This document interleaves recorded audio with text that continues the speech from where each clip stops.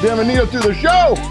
Welcome in to another edition of the PHNX D-Backs podcast right here on PHNX. We won. Good things are happening. My name is Derek Monti, occasionally known as your mayor of PHNX. This man next to me is my vice mayor near Thunderstick, occasionally known as Jesse Friedman. The boys are over there watching a little Phoenix Rising soccer, and he booed me and cheered Jesse. That's pretty much how things go around here. Yeah, but that sounds about right. Diamondbacks win. Great win for them. Another one of those wins that we haven't seen much of from the Diamondbacks. One where they are able to secure a close victory, especially one late when things looked a little bleak. Diamondbacks win 4-3.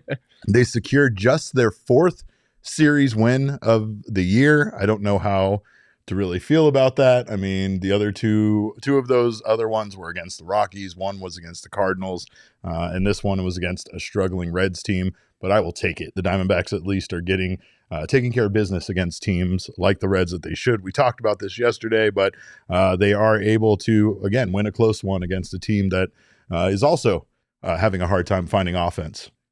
Yeah, this was a bit of an ugly win for the Diamondbacks, but that's not something they've had a lot of this year, right? They've had a whole lot of ugly losses. We've played played that game a whole lot, but there's something to be said for winning in ugly fashion. When, Jordan Montgomery, I don't think he really had his best stuff today. His command was pretty shaky. For him to get through 7 innings of 2-run ball, quality start, was very impressive. Absolutely. Gino Suarez had a big day. Of course, the home run, the solo shot in the 8th inning that winds up being the difference in this game. Diamondbacks, of course, just win this by a single run. And then Joe Mantiply coming into a pretty precarious spot in the 9th inning. Kevin Ginkel just struggled. First and third, 1 out, a run already in, the tying run 90 feet away. And Mantiply gets a big strikeout and then a fly out to end this one. So, yeah, a good team win for the Diamondbacks, something that they have not been able to do all that much this year. And it gets them to within 3 games of 500. Piece of Yoshi says fluke ass win in regards to this win. I disagree with that. I would say that this is just a win. And that's how baseball goes sometimes.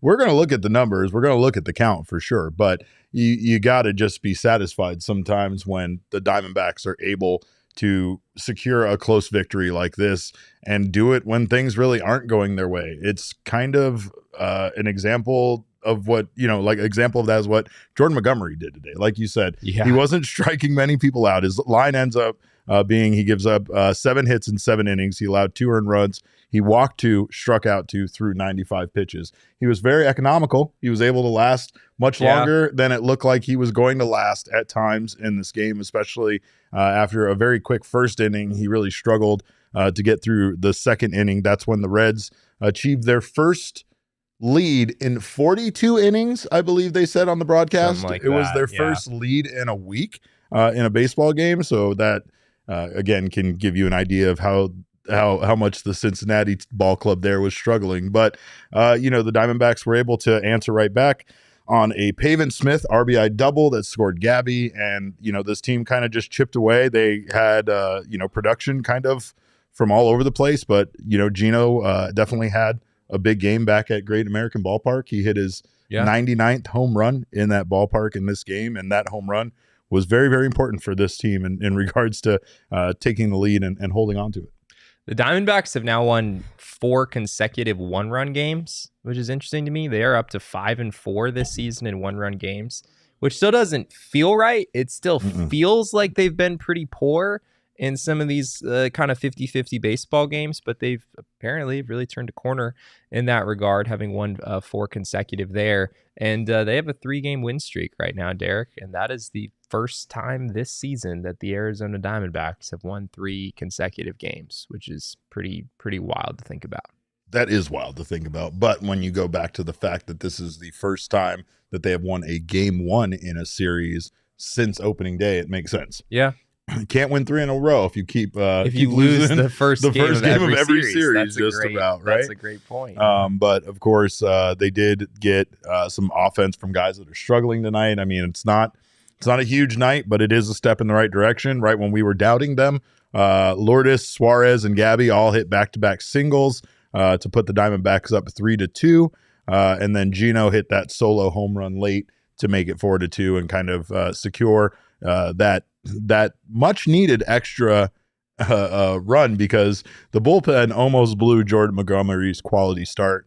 He did retire 9 of his last 10 and held the Reds to just a 336 expected batting average, which, well, I don't know if I would use the word just in front of that. 336 is pretty dang high. Well, I mean, he wasn't fooling anybody. He was not getting a lot of swings and misses. Yeah, just not the so 2 much. strikeouts. I am a little surprised that he was able to, I guess, maintain out there to limit the damage at times, despite giving up the 7 hits.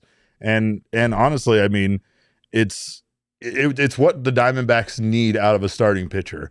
Take his last outing against the Dodgers out of the equation, but Montgomery has been able to give them, a much needed innings that some of their starting pitchers have not been able to give them this season, even when they have a good outing.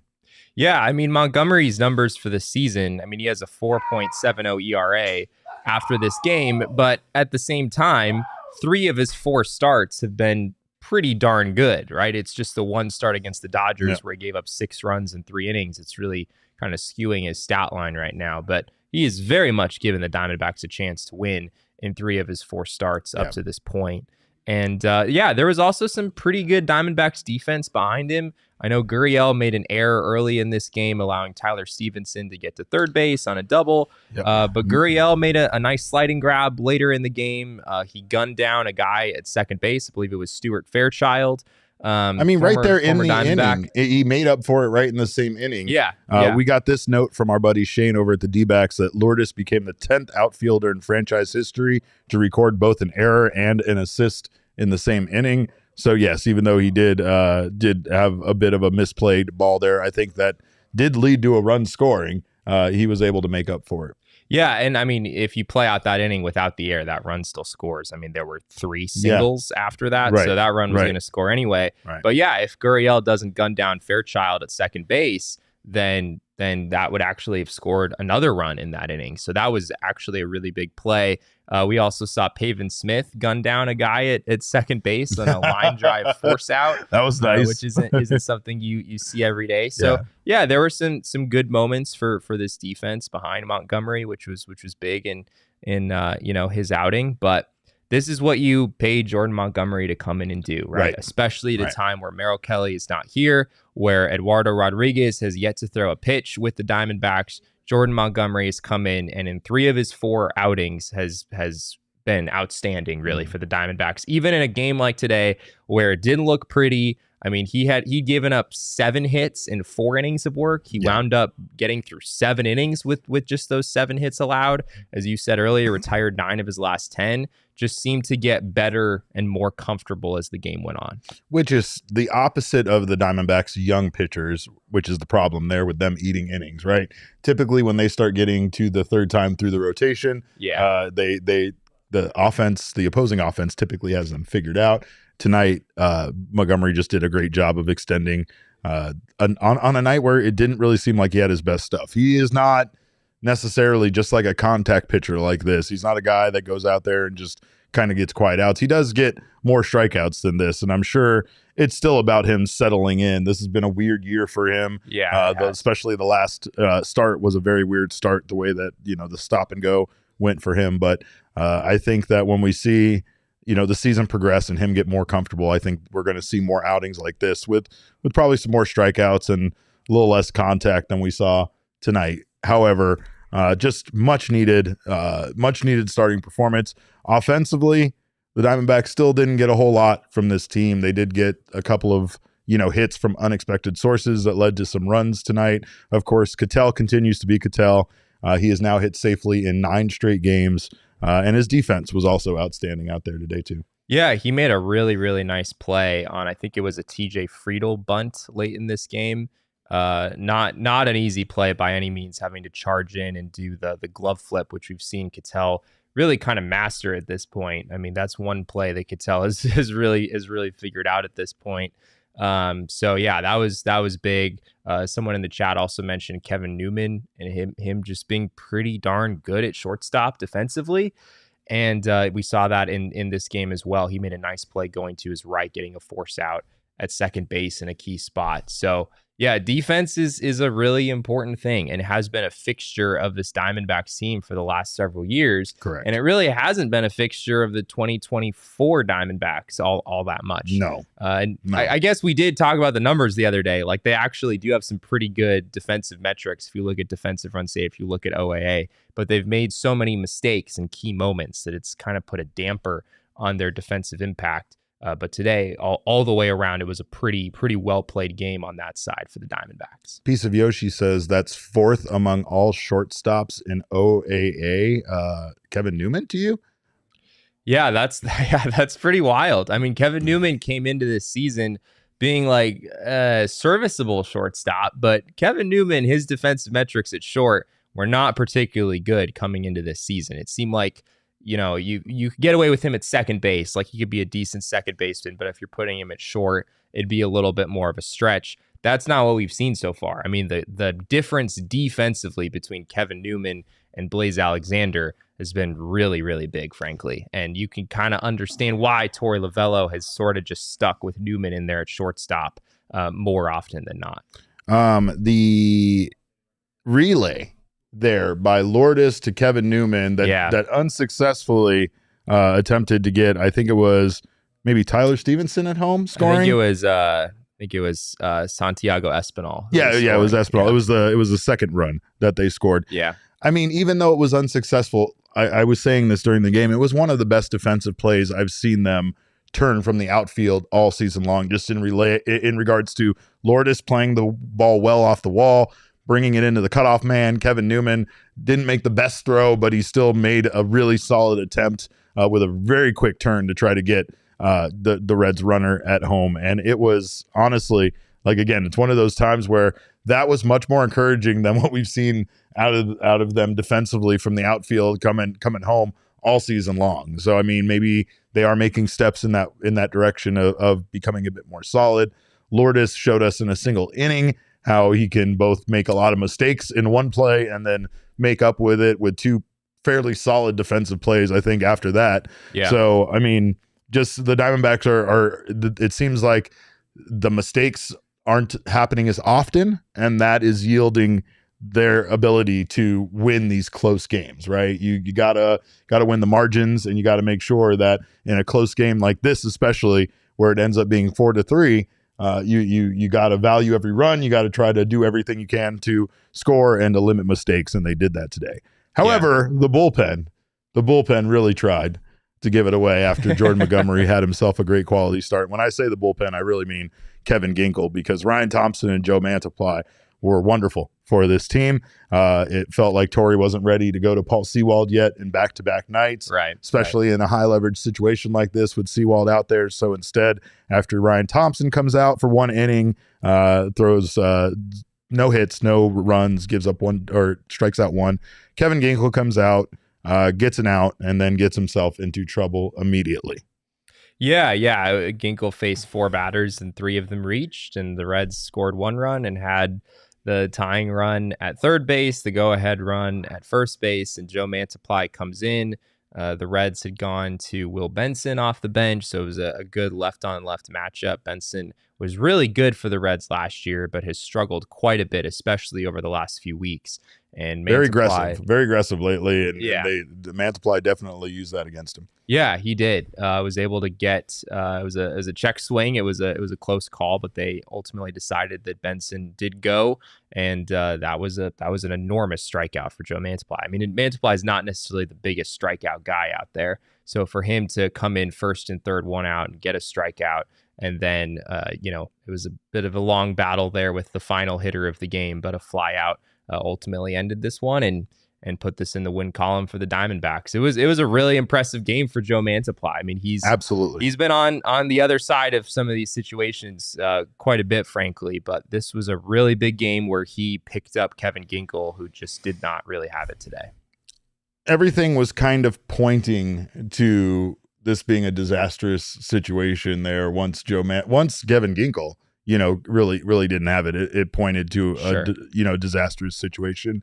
Chat, I know many of you probably were very nervous once Joe Mantiply came out, but he did an excellent job. And honestly, he got the Reds' hottest hitter right now in Jonathan India to fly out, because he's been really good lately, despite the rest of the team being fairly bad. But I mean, that was just a huge situation. We had a little hard time here debating and deciding who really deserves King Snake. Yeah. And then I just overruled everybody. And I gave it to Gino, Eugenio Suarez, 2 for 3 tonight with that crucial solo home run that ends up giving the Diamondbacks that 4-3 victory.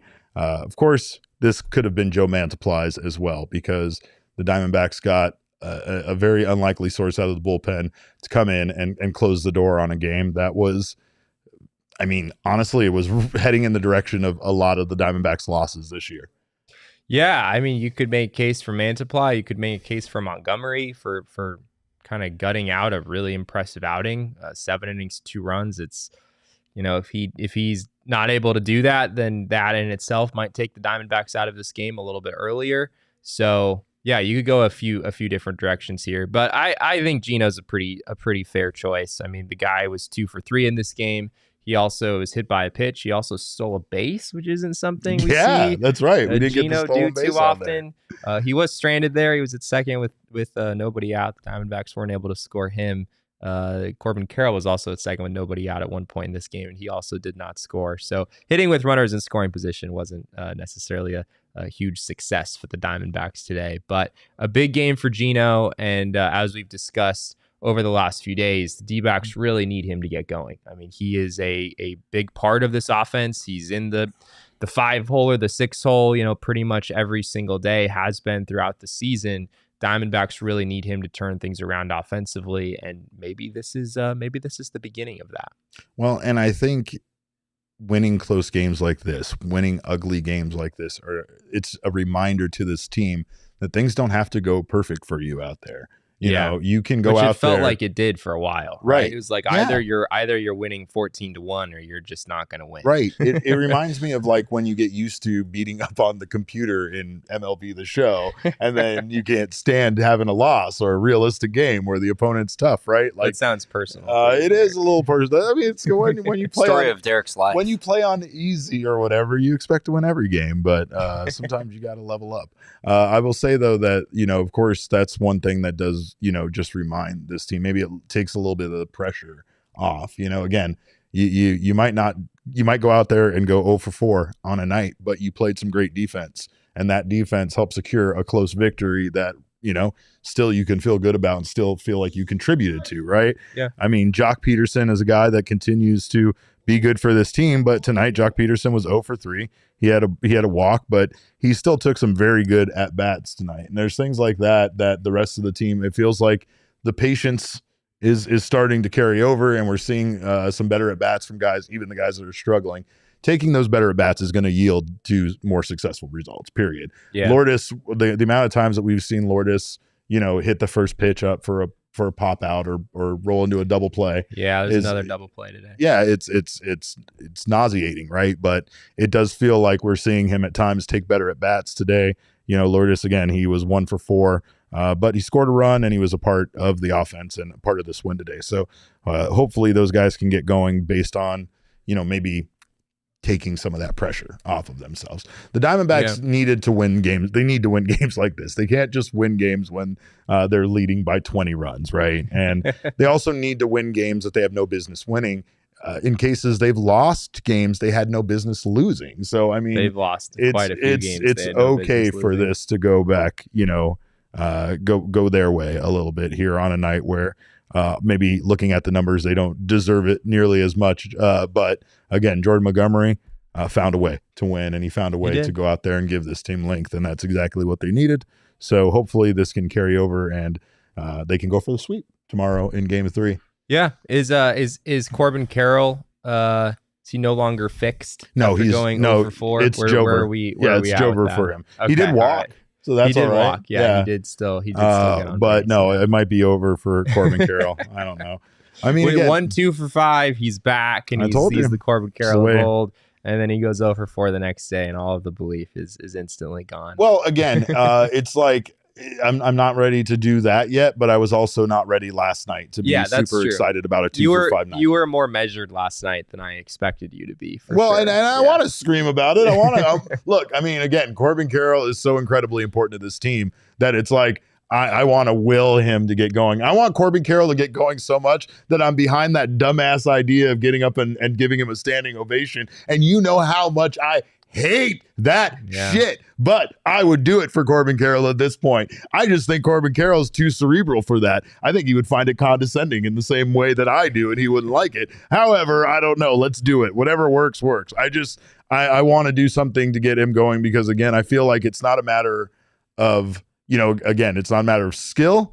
It's just a matter of things, again, a little bit of struggle, a little bit, mental. I mean, obviously, he brought up the fact that there is a mechanical mistake right now with his swing being too flat. And Jesse explained yesterday why that's a problem. And if you missed that, I don't know what to tell you. You probably should show up for every episode so you don't miss crucial information like that. We're not going to go back over it ever again. You have to go back and watch the episode. But of course, again, this is a team that doesn't need Corbin Carroll to be right all the time. They just need Corbin Carroll to be productive and be a part of the offense. Give me a week and let's see how he does over the next week after going 2 for 5. Let's see if he really did break out of his slump a bit more, or if it was just a temporary kind of, bump one night. I remain cautiously optimistic that Corbin Carroll is going to get straight. I just think that, again, it's a matter of the expectations, and you can disguise them as a different word all you want. But even after he had a good game, the post-game show, they were talking to him about the standard once again, right? And it's like, you don't seem very on board with the distinction that was made between expectations and the standard entering the season. You can call JJ anything you want. It's still JJ, right? Like at the end of the day, we know who he is, right? And expectations are there whether you want to believe they are there or not, whether you want to try to take them and shape them into something new and have them be something different. It's still fucking expectations. And the expectations are that a young team that made it to the World Series is going to be back this year. They're going to be more successful than they were last year because Ken Kendrick and this front office spent a bunch of money and they added to it, and everything should be better. And since it's not, this is a failure and this team isn't going to make it to the playoffs, and shut the whole thing down, right? Like that's what it feels like. And again, the expectations do make this all kind of out of whack because they made it so far last year. They had no business making it that far at this point in this team's development, but they did. And it still doesn't mean they can't do something magical again this year. It's just a matter of, I think, really trying to find a way to get rid of those expectations, holding the players down and having them, just be impacted too much mentally by the fact that this team right now isn't finding that level of success that they should be. Yeah, I mean, from what Corbin described, it sounds like this is something that he's been working through for a while, and that he was kind of made a conscious decision to stick with it. Some of the adjustments that he'd made over the offseason to try to fight his way out of this early season slump, rather than just kind of abandon the changes he'd made and go back to the way things were before. And I think making that decision, there was always going to be risks that he would struggle quite a bit out of the gate. And of course, that is that is sort of what has happened. But yeah, 1-0 for 4 day. I don't think this means that Corbin is back to struggling as much as he was a week ago. It still seems like things are trending in a positive direction there. On paper, the Diamondbacks have the kind of offense that has enough depth that we thought, at least coming into the season, had enough depth that if a player struggles for a while, you still could be okay with that, right? This team is not built on one particular offensive player. It is not, no, and it never really has been, right? Like last year, I don't think that team, for as good as Corbin was, that team wasn't built just off of him being, an unreal player, even though he very much was that. So that's why you need Gurriel to get going. You need Suarez to get going, because it allows guys to kind of go through those inevitable stretches where they're not so great and still be able to score runs on a consistent basis. That's just not what we've seen here over the last couple of weeks. And I think all of these guys have different expectations that might be impacting them, weighing them down, just being something that's there, right? Because, you got Gino coming to a new team. You got Lourdes, re-signing here and wanting to run it back. You got Corbin coming off of his rookie, of the year season and trying to not let the sophomore slump happen and emulate what he did last year. There's just a lot of things here that besides just the success of the team and the winning or the lack of wins at times, that might be putting pressure on them. It might be just their individual situations. At the end of the day, everybody wants to do a good job. We all want to do a good job. And in the case of a sports team, the fans, you're all kind of like bosses in a way. Like it's not even like you're customers. You're like bosses that are all kind of, somebody that all of these players want to at the end of the day make happy and please and make you guys all feel great about their contributions to this team. But baseball is a fickle sport. And I think right now it's, nights like tonight where Gino kind of figures it out, has a good night. This is what it's about. You're going to get contributions. You're going to have different guys being king snake all the time. And that's the DNA of this team, really, is that they're going to win a lot of games, hopefully, this season like this, where, somebody steps up and is the hero of the night, but you're not necessarily getting those 20-1 victories that we saw earlier in the season. Of course, we thank you guys for being here in the PHNX Sports YouTube channel right now. Elise is a known baseball GM, so she's literally our boss. Do we want to talk about the fact that Elise is married to a person named Mike, or does that not factor in here? Just allegedly, we've said it's Mike Hayes. We did meet her, so I guess I probably shouldn't be. Wait, why is it significant that I don't understand what point you're making. It's just the connection to us suggesting she's actually Mike Hazen. That's all. That's it. Sure. But you rode in the joke. Thank you anyway for being here. Hopefully you guys like my jokes more than Jesse does. We know he's not a fan. Yeah. Of course. I thought she was Alex Anthopoulos. Wasn't that the joke? You have your own jokes. We've just had a lot of suspicions about her. Though unfortunately, those were all resolved by meeting her in person. But I still like to pretend like she's baseball GM. Anyway, we thank you guys for being here in the PHNX Sports YouTube channel. Make sure to drop a like, subscribe to the channel, sign up for notifications. That way you don't miss whenever our shows go live. If you're listening on the audio podcasting side, make sure you subscribe on your favorite audio podcasting app over there as well. Leave us a review. We always appreciate that. Of course, you live here in Arizona. If you're here at any time of the year watching a baseball game, make sure you have yourself a solid pair of sunglasses. And we suggest checking out Shady Rays. You can get ready for baseball season, of course, with quality shades that are built to last. Our friends at Shady Rays have you covered with premium polarized shades that won't break the bank. And they also have, as we've talked about many times, the craziest, most insane lost and broken replacement plan in all of eyewear. If your shades go missing or take an unexpected hit, don't sweat it. They have the most craziest thing ever where they'll just replace it for you, even on day one if you lose them. If you also don't love your shades, you can return them, exchange them for a new pair, or return them worry-free within 30 days. No risk at all when you shop, especially online. You know how hard it is sometimes to find something that fits you perfectly. So again, they have that for you as well. Exclusively for our listeners, Shady Rays is giving out their best deal of the season. Head to shadyrays.com and use code PHNX for 35% off polarized shades. Try for yourself the shades rated 5 stars by over 300,000 people. Damon, what's on tap at Illegal Pete's this week? What do you got going on over there? Because I know that's where these people can find you. I was actually at Illegal Pete's on Sunday. Yeah. It was good stuff. I'm I think not that was Cinco de Mayo. Oh, there Just you go. happened to be what an excellent day to coincidence spend there. But yeah, I went there during happy hour. Did you even know it was Cinco de Mayo, or did you just show up? I didn't until I got there. It was I got a double prickly pear margarita for $7. How about that, Derek? You can't beat that price. No, you absolutely can't. You can't. I don't even know if I can get a soda most places. While I'm munching on a burrito. Oh my God. And those reverse nachos? Just the best. Just the stuff. The absolute best. They have the full menu. They have the full bar. They have everything you need. So make sure to check them out. Legal Pete's Margaritas is the strongest in Arizona. And their patio, of course, is an incredible place to watch a game or spend some time with your friends.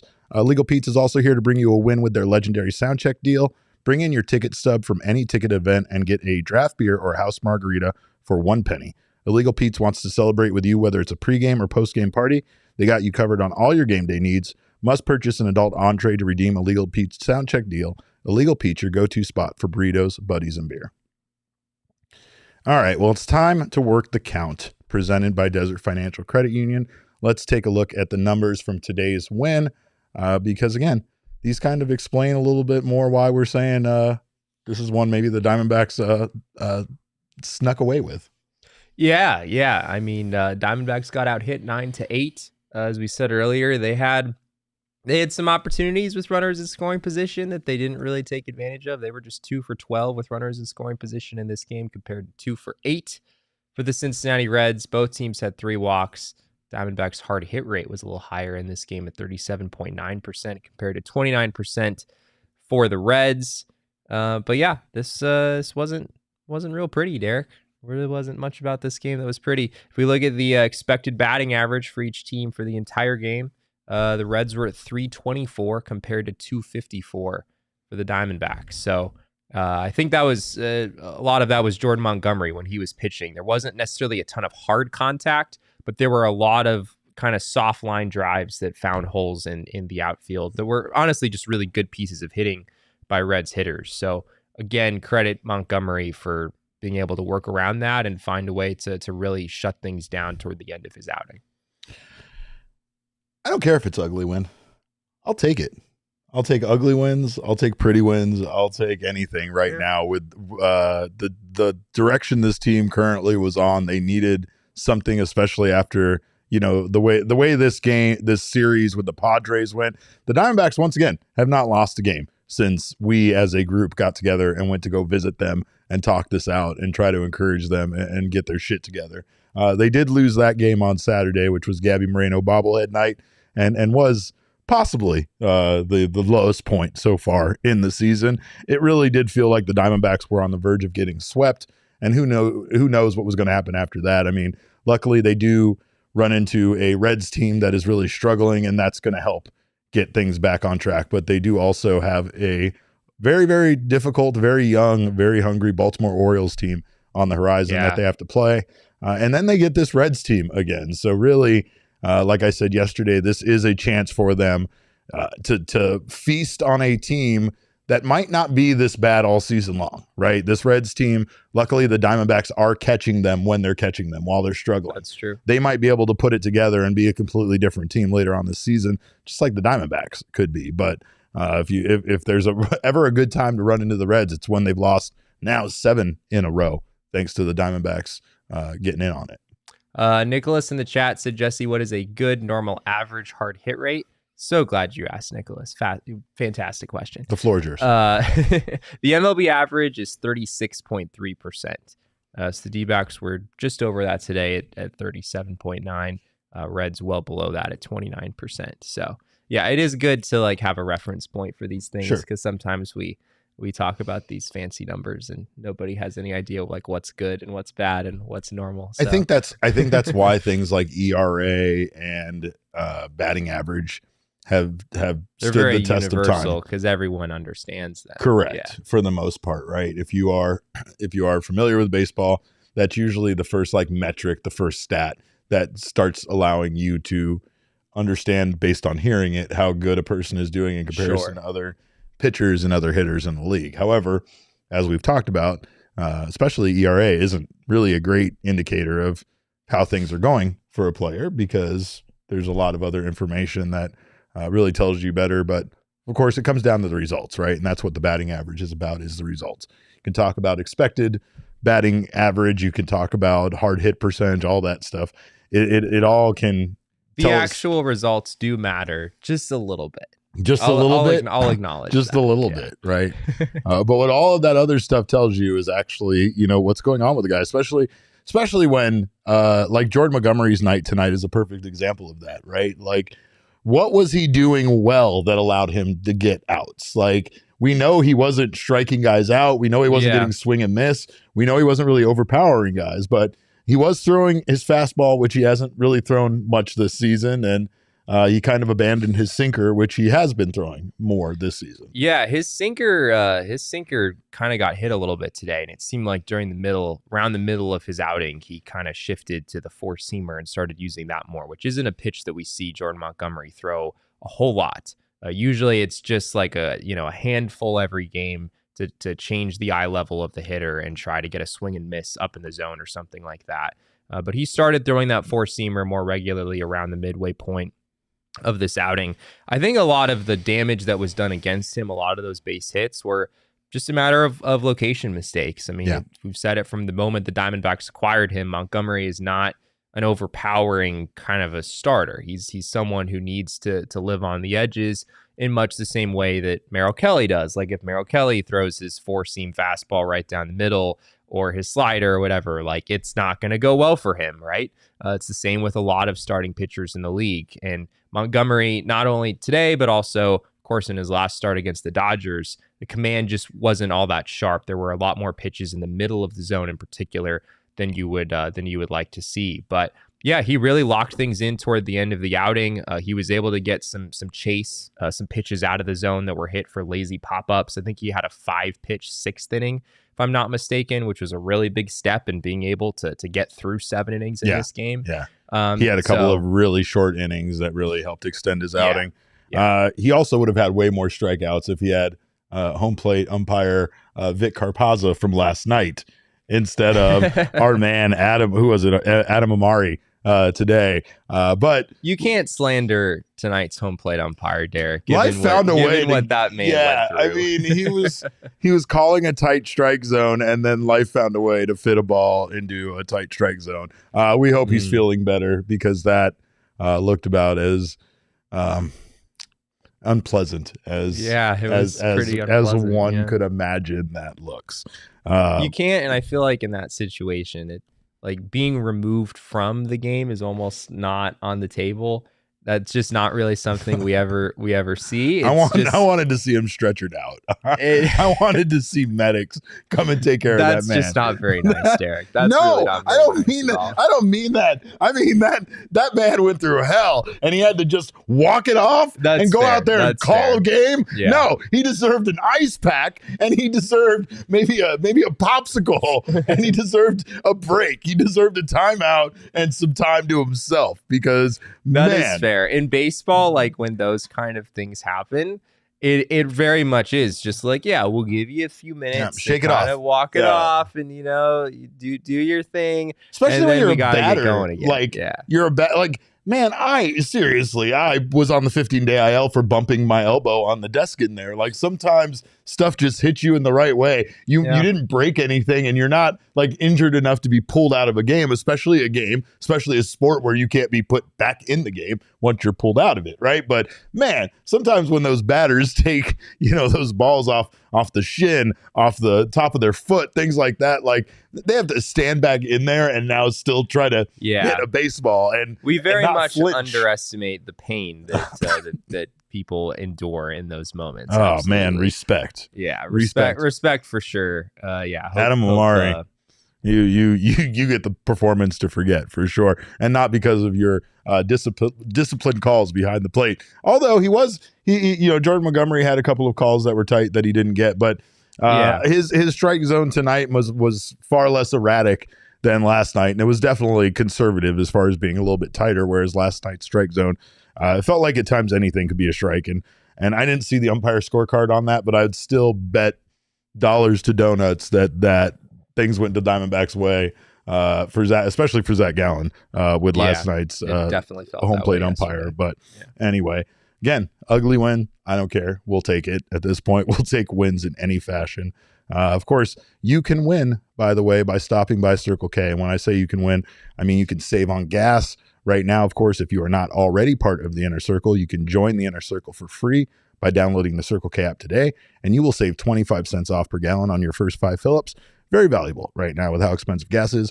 Terms and conditions apply at participating locations. Visit CircleK.com for details. But you'll also save more in the future. You'll save 3 cents per gallon every day after that.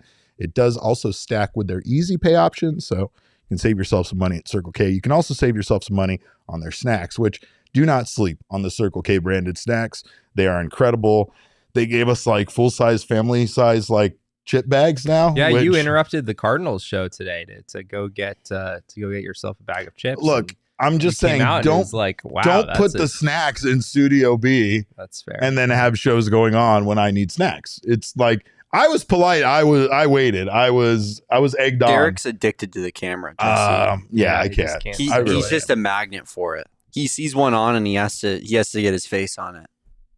Yeah, sounds about right. He even walked away and came back into the shot. Damon's still not over me rejecting his invitation to Sedona, obviously, but you weren't I invited, do know Derek, and you we can know say that we know that you're just a little bitter about. I have text messages that prove otherwise, but first off, Derek, you weren't invited. They stopped at Circle K. By the way, we absolutely stopped at Circle K, the greatest gas station in all the land.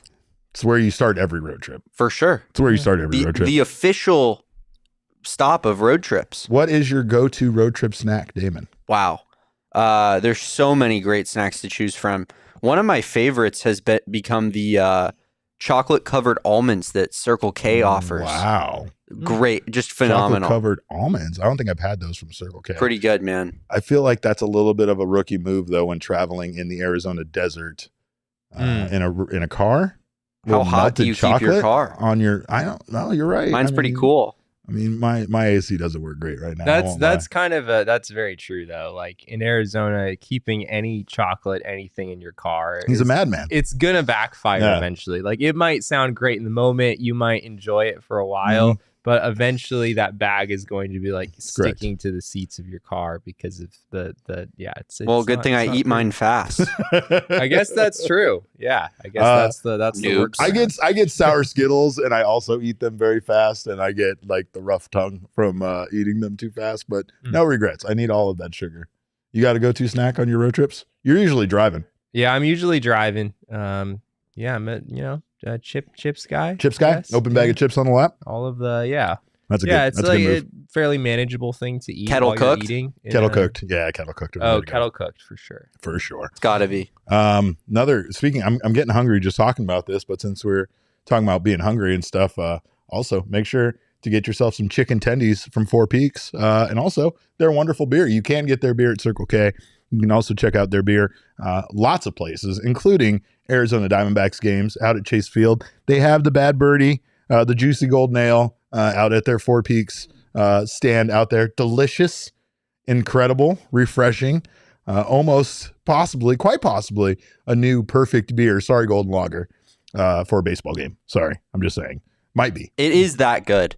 It is. I would consider that slanderous, but like if you've ever had the Bad Birdie, what is it? The Juicy Golden Lager? Is that technically the terminology there? Yes, it is the Bad Birdie Juicy Golden Ale. Is what Golden it is. Ale. Golden Ale. Yeah, big difference. Yeah, so good. Fantastic. So good. Fantastic. And of course, you can visit fourpeaks.com/locator to find all of your favorite beers and events. Check out at Four Peaks Brew at Four Peaks Pub to keep up with the latest at Arizona's hometown brewery. Must be 21 or older to drink Four Peaks, and please drink responsibly. And don't sleep on the tendies. All right. Well, of course, we know Elise lied about being a baseball GM. We know Damon lies all the time. I don't think Elise ever lied about that. No? I think you thought that about her and learned that you were wrong, and now you're claiming fairly that certain she's lying she because told of us that she was a baseball GM. Yeah, I don't know about that. You lied about I'm not sorry, inviting Elise. me to You Sedona. You don't deserve this kind of treatment. You're a liar. He's a liar. Elise is a liar. You're all liars. But it doesn't lie. Me. And also the numbers. The numbers don't lie. Yeah, what do you got? I almost refuse to put up this graphic right now, Jesse. The slander that's coming on. We got a lot of things to work out. We need a mediator on this show. But yeah, Jesse, what's your number for tonight? Yeah, today's number is 10.5, which is a percentage, 10.5%. This represents Jordan Montgomery's strikeout rate so far as a member of the Arizona Diamondbacks, and this is not very high. The league average strikeout rate is generally about 22%. Montgomery came in with, I think, an 11.9% strikeout rate, and then he's had just 2 strikeouts today out of 28 hitters. So yeah, Montgomery has sort of found ways to be successful with the Diamondbacks so far without really much of any swing and miss. And, on one hand, you would like to see the strikeouts tick up at some point. There's not really such a thing as a major league pitcher who is like very, very good, who has a strikeout rate quite this low. There is a range there for sure, but 10.5% is very, very, very low. But on the other hand, it's such a small sample. And I think it is also a credit to Montgomery and his ability to work around the edges. And he is very much a pitcher, right? Not just a thrower out there. And he manages to get soft contact. He did a fair amount of that in this game, even though, as we said earlier, a lot of those flares did find some outfield ground. But it is very much a testament to Montgomery and his ability to not necessarily rely much on swing and miss to have a game like he did today, where he still went 7 innings and gave up just 2 runs with only 2 strikeouts in this one. His career strikeout percentage is 22.2%. Yeah. Last year, he had a 21.6%. The last 3 seasons, in fact, he's had 21.4%. No, I'm sorry. That was actually, no, I apologize. That's actually just 2023. 21.4% total last year, 23.9% 2022. What do you think? Do you think this is, obviously this is one of those stats that's probably going to even out as the season goes on. Do you have concerns with that? Is that something that tells the tale of him having a struggling season, or is that just right now a slow start? Yeah, it's too early to really have much of any takeaways from that, I think. It's just 4 starts, so if his strikeout rate was 35% or whatever, that doesn't necessarily mean he's going to have 300 strikeouts this season or anything. Right. It's only a few games. But one thing I will say with Montgomery, for as well as he pitched today and as good as he's looked, and again, 3 of the 4 outings he's had with the Diamondbacks, is the velocity still has not ticked up. We noticed that when he was pitching in Reno after signing with the Diamondbacks, and it's continued in these 4 starts that he's made now with the Major League team. Montgomery today, if I can find it here real quick, averaged 91.8 miles an hour on his sinker. It's a little bit higher than he had averaged. He came in 91.5 with his sinker for the season, but that's still quite a bit lower than where it was last year. Montgomery, I believe it was 93.3 miles an hour on his sinker a year ago, which was actually a career high. One of the things that we really liked about Montgomery when the D-backs signed him was that his stuff seemed to be getting better, not regressing. His velocity actually was as high as it had ever been last season, but that is not what we've seen so far. It has taken a couple mile per hour tick down, and up to this point, it's maybe gotten up just a little bit, but we have not seen the velocity return from last year. And I don't know exactly what that means. Does that mean that Montgomery can't be as effective? Not necessarily. He's not a power pitcher. He's not a guy who relies on velocity necessarily, but it's hard to believe it wouldn't have some sort of an effect in some way. Well, I have to ask this then. Obviously it's, his velocity is down. A couple of things are down for him, right? But at the same time, this has been a very weird season for him. 100%. And yeah. Again, I hate to keep coming back to a lot of things impacting, a player that might be pressure they're putting on themselves, might be the situation. Like, he's just had a lot of factors, a lot of variables that, could impact the reason why he's having a slow start. And even with a slow start, he's still pitching pretty damn well. The end results are pretty good. You take out that Yankees game, and I think you'd be satisfied so far with the way that his season has started, considering all of those variables, the weird start, the not being in camp during spring training, literally parting ways with the most powerful agent in baseball due to being unsatisfied with the way that the offseason went, being on a contract year where you're now playing this season with the Diamondbacks for a contract with most likely another team after the season wraps. So there's just a lot of things impacting him there, but I feel like once he can finally settle in, we're going to see an even better version of Jordan Montgomery than what we saw here tonight. Yeah, I mean, I believe the Diamondbacks deal with Montgomery was made official on March 29th, right? Because that was the day after the season started. Yeah, he's not even part of my freaking team on MLB The Show 24. Yeah, you have to go. I don't have the budget to pick him up. You have to manually sign him. It's kind of annoying. But yeah, I mean, today is May 8th, right? So you're talking about just a little bit over a month here from the day where Jordan Montgomery signed with the Diamondbacks. In a normal season, you're starting your throwing progression a lot earlier than that for sure. If you start in mid-February, I guess as you normally would, then a little over a month in, you're basically right at the start of the season. So you could make a case that this is still sort of like the spring training phase for Jordan Montgomery, given the way that his buildup has gone. So you can talk about him, getting ready behind the scenes, getting ready at Scott Boris's facility, all of that, all you want. Sure. It's still not real baseball games against real Major League Baseball hitters, an actual competitive team. And that is always different. That's the reason why the Diamondbacks send guys to Reno, right? It's not because they want to just make sure they polish up on a few things before they come in. No, it's so that they actually play in a real competitive baseball game before being activated and being part of the Major League roster. And that's because nothing really can simulate a baseball game other than playing a real baseball game. Yeah. That's true. But no matter how good Jordan Montgomery gets, I have a feeling he's not going to do what Randy Johnson did on this day in 2001, because all of those years ago, which, I mean, I know some of you weren't even born, and yet I probably remember exactly where I was on that. I was entirely, I don't even want to talk about how old I was. But anyway, on this day in 2001, Randy Johnson became the third pitcher in Major League Baseball history to strike out 20 batters in 9 innings. It was against. That's a lot. It was against, Jesse, this very same Cleveland Reds team. Well, not the same Cleveland Reds team.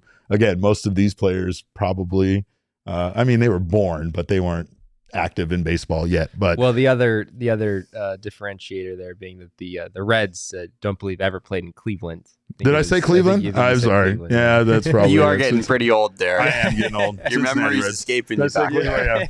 I wrote it down wrong. No, I wrote it down right. It was the exact same score, by the way, as today's game. Ends 4-3.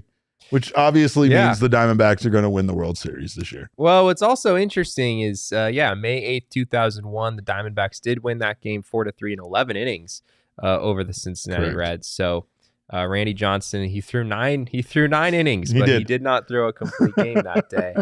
For as remarkable as that outing was. How many pitches did he throw? 175? He threw 124, which is actually pretty dang efficient for 9 innings. 9 innings? 124 pitches is that. And 20 strikeouts? Yeah, come on. That's pretty wild efficiency there. But after that game, after the Diamondbacks won that game on May 8th, 2001, the record was 17-16, which is certainly better than where the D-backs are now at 17-20, but not by so much. Not right? too far off. And it was still their 17th win of the year, right? It was it was also their 17th win of the year, and it is a reminder that for people who were sort of sounding the alarm bell a few days ago when the D-backs fell to 6 games under 500 and were really, really struggling to score runs on any kind of consistent basis. It is still just so early in the season. I believe the Washington Nationals just lost as we've been doing this, and that makes the Diamondbacks just a game and a half out right now at the 3rd wild card spot. Not that we should be getting too wrapped up in wild card standings in early May, but do it, Jesse. Do it. If anyone was concerned that the D-backs were digging themselves such a hole that they had no hope of escaping, or that they were going to be so far gone that it would just be too much ground to make up over the course of the season. That is not at all the case. Yeah. I mean, right now in the National League, things are pretty much wide open. We kind of always figured that the Phillies, the Dodgers, and the Braves were going to be there. We're going to make the playoffs. Those teams have all been very, very good here in the early going. But outside of them, I mean, the Brewers have started well. They're currently in the lead in the Central. The Cubs are right behind them. They're off to a good start. But no other team in the National League has really played all that well Right. at all. I think the Padres, Mets, and Nationals are all sort of tied for that third wild card spot. They're all just 500 at this point. And then you have the D-backs, the Pirates, these Reds, the Giants, the Cardinals, all within 3 games of them. And then, of course, it's the Marlins and the Rockies, who are sort of off in their own category at the bottom of the National League. But yes, things are very wide open at this point, is what I'm trying to say. We are going to have a mailbag Saturday, but you did have a mailbag edition of a written mailbag. And one of the questions that was asked of you that went into a bit more detail. You're not allowed to answer any of my mailbag questions. I'm just going to bring this up. That's not how this works. Well, it's because it was preposterous to me, and I brought it up to you in the moment when I read it as well. And that's because the question started off asking basically why should we be optimistic, or should we still be optimistic? Yeah, should we still be optimistic about the Diamondbacks season, right? And it's like, yes, we should, because it's only May 8th. That's the reason why. Like, no matter how bad things have gotten for this team is not a complete team. So the fact that it's May 8th and they have so many pieces missing that are still going to come back, there's a lot of reasons to still be optimistic about this team. The fact that this team is still finding a way to win, considering how many of the players are struggling offensively, is a reason to be optimistic. The laws of average say a lot of these guys are going to turn it around. And again, if they're finding ways to win now or stay close to 500, then I remain very optimistic, not even cautiously optimistic about the future for this team in 2024. It doesn't mean that everything's going to be fixed by these guys returning, as we've seen, right? No. Paul Sewald came back and he went out there and pitched and did a good job, but he still gave up a home run. It still wasn't flawless. And again, when Alek Thomas and Geraldo Perdomo come back, they're going to help significantly with the defense, but they still probably won't add that much offensively that's really going to, really turn the tide for the way that the offense is performing right now. Right now, it's the guys that are here, they can still get things going, and there are still a lot of reinforcements coming, but there's also a lot of reasons to remain optimistic about this team. The main one being it's still early, right? There's still plenty of time for this team to get things figured out and put together. And honestly, I think that they can still do that. I think that I've been encouraged by a lot of what we've seen so far. But yeah, and I will say just real quick on the other side of that, like, I do think there are valid reasons to be concerned about the Diamondbacks too. I mean, exactly, they do have a lot of. I mean, Merrill Kelly's going to be out multiple months, right? Eduardo Rodriguez. Heard he was having an MRI today and potentially could start a throwing program. We'll hopefully have some updates on that tomorrow, but he's still going to be out for a decent while. Thomas had the setback. Alek Thomas has the setback. Geraldo Perdomo is still working through his rehab. Fangraphs, for whatever it's worth, as the D-backs at a 34.1% chance to make the playoffs right now, which I think I'm not putting much stock in that at this stage in the season. I think I just go back to what you said earlier of just how early it is and how we really should be getting too wrapped up in the season being like so clearly like they're still going to win 95 games, or the other side of so clearly the season is over and this thing is done before it's really even gotten started. Neither of those extremes, I think, are warranted at all at this point in the season. I don't even know. Like, people were asking, when will we see this team at 100% health? I don't even know. Probably never. I don't even know. That's just kind of how baseball works. Like, it doesn't feel right. It doesn't feel like that's the case, but hopefully they can get as close to it. And more importantly, hopefully these guys that are, playing right now, are healthy right now, can, realize, again, games like today are winnable, even if they go out there and don't have their best day. So maybe that can alleviate some of the pressure that they're feeling about those standards or those expectations that the Diamondbacks have put upon them, whether they want them there or not. Those expectations are there, right? But now the Diamondbacks can go for their first sweep of the season against the Reds. Their first sweep. That's pretty crazy. It's Cincinnati Reds, by the way.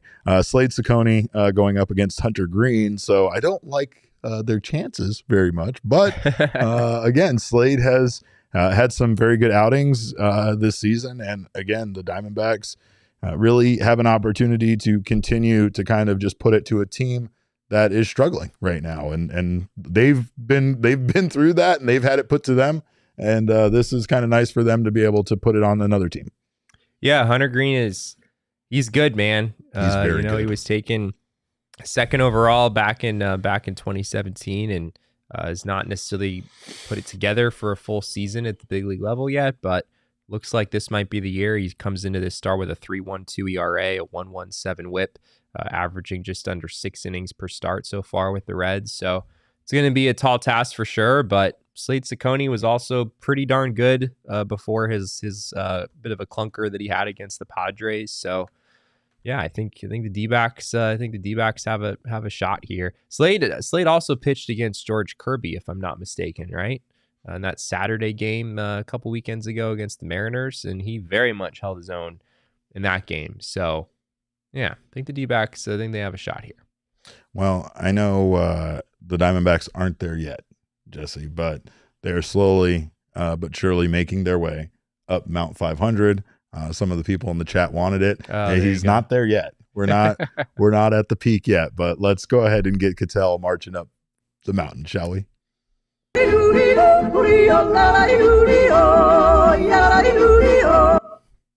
We need that slower. It needs to go a little like a slow motion version of it because we're slowly making our way up climbing Mount 500. a little too fast. Yeah, he's sure. going. Yeah. Well, Cattell's on fire. 9-game hitting streak for my guys. So don't forget, he's doing a thing. He's just leaving the rest of the team behind right now. But of course, tomorrow, what is that? 10-10 start tomorrow? Yeah. Bright and early. Breakfast with the D-backs. That's right. On a Thursday morning. And maybe brunch with us because we will be live right after tomorrow's game, just like tonight. So make sure to join us for the post-game show tomorrow. Hopefully you'll bring your brooms with you and the Diamondbacks will get the sweep against the Reds. In the meantime, you can follow us on Twitter. I am at Cap_caveman with a K. Jesse is at Jesse N. Friedman. Of course, we are all in awe of he who is the people's producer, Damon.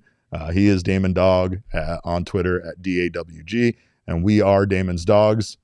Bark. I went with a little bit more aggressive. That was a little. It feels like dog. everything here tonight has been pretty aggressive. So I just wanted to, keep the status quo. Of course, our show is at PHNX_D-backs, but all roads do lead to at PHNX_sports on Twitter, Instagram, and Facebook.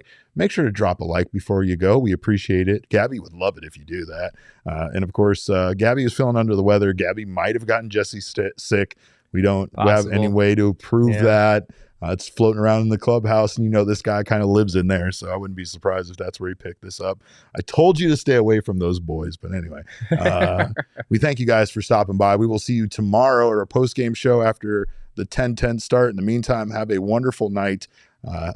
Enjoy yourselves. And remember, kids, baseball is fun, but it's so much more fun when Gino goes yard. We all silly like the mayor.